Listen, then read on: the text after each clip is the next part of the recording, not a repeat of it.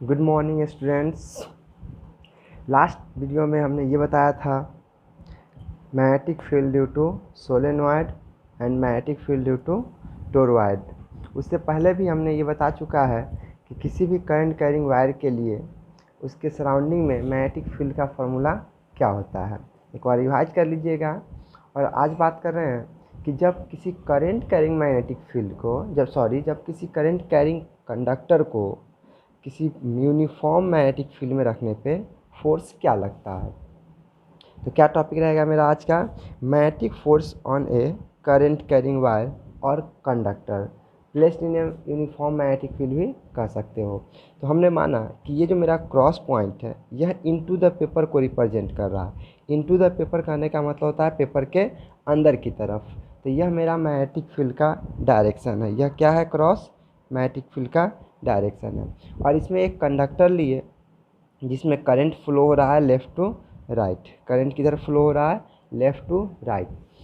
अब इसमें क्या होता है कि जितना भी इलेक्ट्रॉन्स होगा वह सब राइट टू लेफ़्ट फ्लो कर रहा होगा। उसका जो एक एवरेज वेलोसिटी होता है, एक ड्रिफ्ट वेलोसिटी होता है, हम उसे कंसीडर क्या करते हैं, वी डी क्या है, मेरा ड्रिफ्ट वेलोसिटी है। तो जैसा एक current density equal to J equal to I by A जानते हैं, तो आई इक्वल टू क्या होता है, जे इंटू ए होता है। और जे का जो फॉर्मूला होता है जे इक्वल टू यह होता है एन ई वी डी। तो यहाँ पे आई इक्वल टू जे ए और जे के जब फॉर्मूला होता है वो क्या होता है, एन ई वी डी, और ए क्या है, उससे मल्टीप्लाई किया गया है। Where I is the current, J is the current density, A is the area of cross section. Area of cross section ये है, यह क्या है, एरिया ऑफ क्रॉस सेक्शन किसी वायर का thickness. V D drift velocity, E electronic charge, इसका value कितना होता है 1.6 इंटू 10⁻⁻19 कूलम। और एन क्या है, number of electrons per unit volume, number of free electrons per unit volume है। तो अब यहाँ पे हम बात करते हैं कि ना ये जो मेरा जितना भी वैल्यू था ये सब हमें याद रखना है कि कौन क्या होता है और फार्मूला क्या होता है करंट का। हम बात कर लेते हैं कि ये जो फार्मूला है करंट का यह कब आएगा, मतलब कैसे आएगा। तो इसके लिए हमें क्या करना पड़ेगा, सबसे पहले ये समझना पड़ेगा कि किसी एक इलेक्ट्रॉन पे जो फोर्स लगता है, किसी जैसे मान लिया ये जो कंडक्टर है इसमें बहुत सारे फ्री इलेक्ट्रॉन्स हैं। तो इसमें जैसे ही हम बाहर से एक्सटर्नल इलेक्ट्रिक फील्ड आप दिए होंगे या वोल्टेज दिए होंगे तो इसमें जो भी इलेक्ट्रॉन्स होगा उस पर फोर्स लगता है। अब फोर्स क्या लगता है, तो क्या होता है कि किसी भी चार्ज पार्टिकल को जब तुम देते हो क्यू चार्ज पार्टिकल को वी वेलोसिटी के साथ उसके मैग्नेटिक फील्ड में, तो यह क्या है, उसका फोर्स है F equal to q into v cross B. हम इसका ही बात कर चुके हैं कि force on moving charge body in a magnetic field. तो F equal to q into v cross B होता है। अब यहाँ पे देखो एक इलेक्ट्रॉन है तो वहाँ पे क्या होगा, उसका इलेक्ट्रॉन का साइन माइनस ई। माइनस क्या है, इसमें ये चार्ज को कहा जाता है कि जिस साइन के साथ होगा वो साइन रखना है, क्योंकि साइन जो होता है वो डायरेक्शन देने में हेल्प करता है। अगर निगेटिव साइन है तो वी क्रॉस बी का जो भी डायरेक्शन आएगा वेक्टर मेथड का, उसमें क्या होता है कि उसका अपोजिट होता है। जबकि यही चार्ज अगर पॉजिटिव होगा तो वी क्रॉस बी के डायरेक्शन में ही फोर्स का डायरेक्शन होगा। तो चार्ज भी ये साइन भी उसका बहुत वैल्यू है। तो minus E V D cross B, V D क्या है, उसका ड्रिफ्ट वेलोसिटी है, क्रॉस बी मैग्नेटिक फील्ड है। तो यह क्या है, एक इलेक्ट्रॉन पे लगने वाला फोर्स है। अब अगर हम कंसीडर करें कि यह मेरा छोटा सा अगर डी एल है, यह क्या है, छोटा सा डी एल लेंथ लिए हैं, डी एल लेंथ, तो इसमें कितना इलेक्ट्रॉन्स होगा। तो देखो एन क्या है, number of electrons per unit volume. अगर एक यूनिट वॉल्यूम में एन इलेक्ट्रॉन्स है तो इसका वॉल्यूम निकाल लो सबसे पहले, लेंथ। तो इसका लेंथ तो हमें पता चल गया कि डी एल है और इसका क्रॉस सेक्शनल एरिया कितना है, ए। तो ए इंटू डी एल जो होगा यह क्या होगा, वॉल्यूम होगा। जब इस वॉल्यूम से हम मल्टीप्लाई करेंगे एन में तो वह क्या हो जाएगा, number of free electrons in D L length. तो हम क्या कहेंगे, the number of free electrons in small element consider is N A D L. अब एन क्या है, number of free electrons per unit volume, N A D L क्या है, यह वॉल्यूम है, जितने वॉल्यूम में हमें पूछा गया है नंबर ऑफ इलेक्ट्रॉन्स। तो यह क्या हो जाएगा, मेरा टोटल नंबर ऑफ इलेक्ट्रॉन्स हो जाएगा स्मॉल लेंथ में, स्मॉल एलिमेंट में, डीएल में। अब हमें क्या करना है, अब उस स्मॉल लेंथ वाले में फोर्स देखना है कि टोटल फोर्स कितना होता है। तो the magnetic force on the wire of length D L is, देखो एक इलेक्ट्रॉन के लिए पहले था क्या था, minus E V D cross B, और अगर नंबर ऑफ इलेक्ट्रॉन्स की हम बात करते हैं एन ए डी एल आया था, तो टोटल फोर्स क्या हो जाएगा, चार्ज से मल्टीप्लाई कर दो, N A D L into minus E V D cross B. If D L is along the direction of current then, अब देखो यहाँ पे क्या हो गया, डी एल का जो हम कंसीडर कर रहे हैं, अगर डी एल मेरा जो लेंथ है वह किसके क्रॉस होना चाहिए, करंट के क्रॉस होना चाहिए, जबकि वी डी जो है वह करंट के अपोजिट डायरेक्शन में है। तो यह अपोजिट डायरेक्शन का माइनस और डी एल का जो माइनस होगा वह दोनों को मिल करके क्या हो जाएगा, प्लस हो जाएगा। और हम वी डी को हटा करके डी एल यहाँ पे डी एल क्रॉस बी भी लगा सकते हैं, क्योंकि सबका क्या है, प्रोडक्ट ही निकालना है।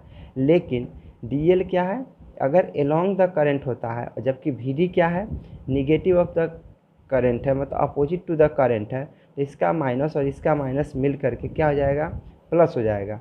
तो if D L is along the direction of current then D F equal to N A we D D L cross B. अब यहाँ पे एक चीज छूट गया, ई छूट गया, क्या है, e electronic charge, n A we d into e into D L cross B.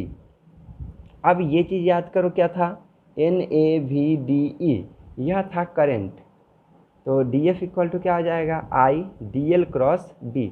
अब आई डी एल क्या हो गया, छोटे से एलिमेंट में जो करंट पास कर रहा है, the quantity I D L is called current element. अब हम कंसिडर करते हैं कि if a straight wire of length L carrying a current I is placed in a uniform magnetic field B, then force on it is I L cross B, या फिर इसे लिख सकते हैं I L B sine theta. अगर theta 90 degree है current और magnetic field के बीच, तो यह क्या हो जाएगा, 90। तो फाइनली मैक्सिमम फोर्स जो आएगा वो आएगा आई एल बी या फिर बी आई एल, कुछ भी कह सकता है जिस ढंग से याद रखा जाए। Its direction is determined by Fleming's left hand rule. अब इसका डायरेक्शन हम लोग कैसे निकालते हैं, तो फ्लेमिंग्स के लेफ्ट हैंड रूल से, तो हम वो भी देख लेते हैं। ये है अपना फ्लेमिंग्स लेफ्ट हैंड रूल। इसमें क्या कहा जाता है कि लेफ्ट हैंड के 3 फिंगर्स को एक दूसरे के 90 डिग्री पे रखना है। 3 फिंगर्स में कौन कौन फिंगर, तो ये 4 फिंगर कहलाता है, इसको क्या बोलते हैं, 4 फिंगर, ये मिडिल फिंगर और ये थंब, इस तीनों को आपस में 90 डिग्री रखना है इस ढंग से। ध्यान रखें कि ये जो है थंब के साथ ये स्ट्रेट लाइन बना रहा है, ऐसा नहीं कि इसको हम इधर स्ट्रेट लाइन बना दिए, इसको इधर बेंड कर दिए, ये नहीं करना है। आपस में हमें क्या करना है, 90 डिग्री बनाना है। समझो क्या है, एक्स एक्सिस, वाई एक्सिस और जेड एक्सिस है। तो इसमें क्या होता है कि ये जो 4 फिंगर है ये वाला, इसको हम लोग मैग्नेटिक फील्ड के डायरेक्शन में रखते हैं, और ये जो फिंगर है मिडिल फिंगर, इसको करंट के डायरेक्शन में रखते हैं। तब जो थंब का डायरेक्शन होता है, इस थंब का, इसका जो भी डायरेक्शन होगा वह इस करंट कैरिंग कंडक्टर पे, इस मैग्नेटिक फील्ड में लगने वाले फोर्स का डायरेक्शन होगा। तो एक बार सेंटेंस देख लेते हैं क्या है। According to Fleming's left hand rule, hold the 4 finger, the centre finger and thumb of our left hand at right angles to one another. मतलब सबसे पहले तो यही कहा गया कि अपने लेफ्ट हाथ का, अपने बाएं हाथ का क्या करना है, मिडिल फिंगर, थंब और 4 फिंगर, तीनों को आपस में एक दूसरे के साथ 90 डिग्री पे रखना है। फिर उसके बाद क्या करना है, adjust our hand in such a way that the 4 finger points in the direction of magnetic field. सबसे पहले हमें क्या करना पड़ेगा कि 4 फिंगर को मैग्नेटिक फील्ड के डायरेक्शन में रखना पड़ेगा। ये जो 4 फिंगर होता है इसको मैग्नेटिक फील्ड के डायरेक्शन में रखना पड़ेगा। हम अभी दिखाएंगे कैसे होगा। Field and the centre finger points in the direction of current. अगर ये सेंटर फिंगर है तो इसको किस डायरेक्शन में रखना है, करंट के डायरेक्शन में रखना है। Then the direction in which thumb points, तब जो डायरेक्शन होगा इस थंब का, वह डायरेक्शन क्या देगा, gives the direction of force acting on the conductor. Suppose ये मेरा एक पॉइंट का या कंडक्टर है जिसका डायरेक्शन, करंट का डायरेक्शन ऐसे है, इस ढंग से रखा गया है, मतलब ये इस ढंग का कहने का मतलब है कि ये जेड एक्सिस में रखा गया है ऊपर की ओर, और इसका जो मैग्नेटिक फील्ड है वो 90 डिग्री पे इधर है। तो हम कैसे निकालेंगे? तो सबसे पहले हमें ये मैग्नेटिक फील्ड के डायरेक्शन में रखना पड़ेगा। ये उंगली क्या है? मैग्नेटिक फील्ड के डायरेक्शन में। उसके बाद ये जो मेरा थंब है, सॉरी ये जो मेरा 4 फिंगर है, ओहो ये जो मेरा 4 फिंगर है, देखो ये हुआ ना, ये मैग्नेटिक फील्ड हुआ, ये मेरा क्या है? Middle finger. इसको किधर ले जाना है? टर्न करना है इसको करंट के डायरेक्शन में। तो करंट का डायरेक्शन क्या है? इस ढंग से ऊपर की ओर, क्योंकि ऊपर क्या था? जेड एक्सिस था, और तो ये जो मेरा थंब होगा वो वाई एक्सिस में आ रहा है। ऐसा हम एक बार पीछे भी देख लेते हैं। इसमें देखें तो ये जो डायरेक्शन है क्रॉस इनटू द प्लेन है, यह मैग्नेटिक फील्ड का डायरेक्शन है, और ये जो डायरेक्शन है लेफ्ट टू राइट, यह किसका है? करंट का डायरेक्शन है। तब इस कंडक्टर पे फोर्स किस डायरेक्शन में लगेगा? तो देखो ये हो गया मेरा फील्ड का डायरेक्शन, तो हम डाल दिए फील्ड की तरफ, और ये हो गया करंट का डायरेक्शन। तो जो ऊपर होगा, ऊपर की ओर, वह क्या होगा मेरे लिए? फोर्स का डायरेक्शन होगा। तो ये था फ्लेमिंग्स लेफ्ट हैंड रूल। अब हम बात करते हैं कि अगर दो गो करंट कैरिंग वायर हो, आपस में पैरेलल करंट कैरिंग वायर हो, तो उस पर जो फोर्स लगेगा उसका हम लोग कैसे वैल्यू फाइंड आउट करेंगे, या उसका फॉर्मूला क्या होता है? तो अब क्या टॉपिक आएगा मेरा अगला? Force between two conducting wires. तो टॉपिक है मेरा force between parallel current carrying wires. जो भी पैरेलल करंट कैरिंग वायर्स होता है उसके बीच का फोर्स निकालना है। तो सबसे पहले मान लीजिए कि मेरे पास दो वायर है, एक में करंट I1, दूसरे में करंट I2 फ्लो कर रहा है। तो consider two long wires 1 and 2 kept parallel to each other at a distance r and carrying current I1 and I2 respectively in the same direction। ये मेरा वायर 1 है और ये मेरा वायर 2 है। ठीक, दो वायर है, दोनों में करंट क्या है? एक में I1 है, दूसरे में I2 है। अब हमें क्या करना है? Magnetic field on wire 2 due to current in 1 is. अब देखो याद करो कि हम बताए थे कि जब infinite long straight current carrying conductor हो, उसके कारण r डिस्टेंस पे मैग्नेटिक फील्ड क्या होता है? तो इस पॉइंट से अगर हम बात करें कि ये मेरा जो सेपरेशन है वो r है, तो r डिस्टेंस पे मैग्नेटिक फील्ड का फॉर्मूला क्या होता है? तो वो होता है B = μ0I/2πr। अब I क्या है? तो I1 है। क्यों I1 है? क्योंकि I1 करंट कैरिंग कंडक्टर के कारण ही मैग्नेटिक फील्ड निकालना है r डिस्टेंस पे। अब मैग्नेटिक फील्ड का डायरेक्शन क्या होगा?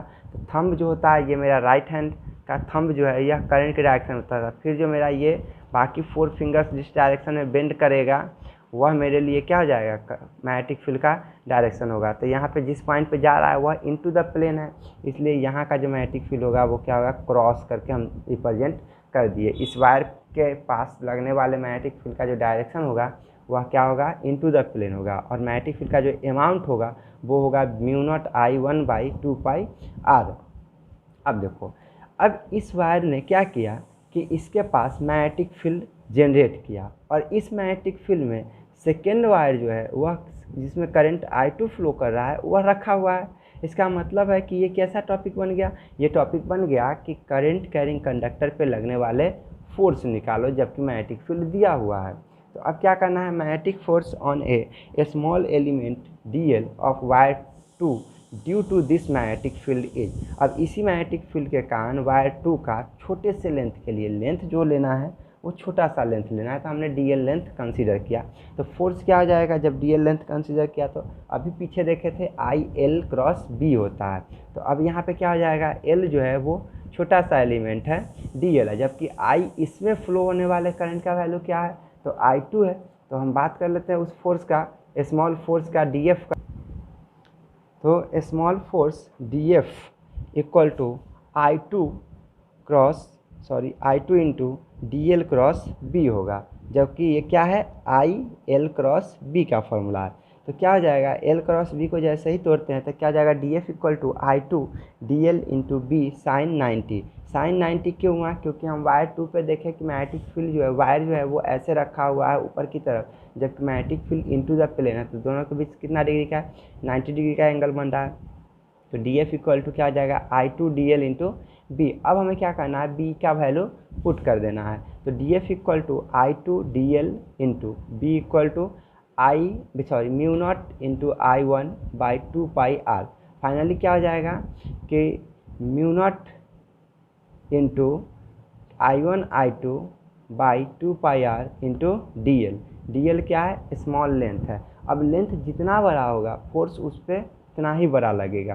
तो अगर हम पर यूनिट लेंथ पे फोर्स की बात करें, जैसे फोर्स जो लग रहा है वो पर यूनिट लेंथ की बात करें, तो डी एल लेंथ को हम फोर्स के नीचे ले आएंगे। तो क्या हो जाएगा, magnetic force between 2 parallel wires per unit length equal to mu naught by 2 pi into I one I two by R. यह मेरा क्या है, फॉर्मूला है किसके लिए, फोर्स बिटवीन 2 पैरेलल वायर्स के, जिसमें म्यू नॉट बाई 2 पाई क्या है, ये तो कांस्टेंट ही है। आई वन आई टू क्या है, दोनों वायर्स में फ्लो होने वाले करंट है, जबकि आर क्या है, दोनों के बीच का सेपरेशन है।